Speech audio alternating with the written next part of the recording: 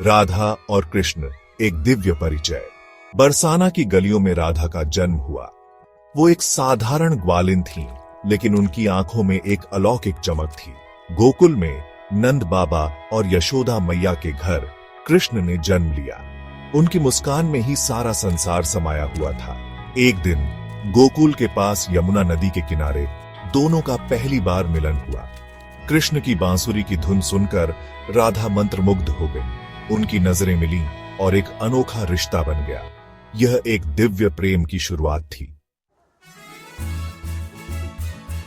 वृंदावन के हरे भरे जंगल इस प्रेम कहानी के गवाह बने। यहाँ राधा और कृष्ण ने मिलकर कई लीलाएं रची। हर रास लीला में उनके प्रेम की मिठास घुलती। राधा के लिए कृष्ण ही सब कुछ थे। कृष्ण के लिए राधा ही उनकी शक्ति थी। उनका प्रेम किसी भी सांसारिक बंधन से परे था। यह एक अलौकिक प्रेम का संगम था। राधा और कृष्ण का रिश्ता सिर्फ प्रेम का नहीं, बल्कि समर्पण और त्याग का भी प्रतीक था। समाज की मर्यादाओं ने उन्हें अलग रहने पर मजबूर कर दिया, लेकिन उनका प्रेम अमर रहा। राधा का प्रेम निस्वार्थ था।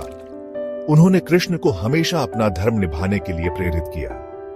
कृष्ण के लिए भी राधा से बढ़कर कुछ नहीं था। यह एक अनोखे बलिदान की गाथा थी। कृष्ण को मथुरा जाना पड़ेढ़ा। वो राधा को छोड़ कर गए, लेकिन उनका प्रेम अमर हो गया।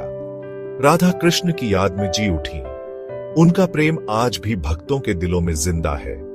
राधा कृष्ण की पूजा एक साथ होती है। यह प्रेम हमें सिखाता है कि सच्चा प्यार कभी खत्म नहीं होता, बल्कि अनंत होता है। यह भक्ति का सर्वोच्च उदाहरण है।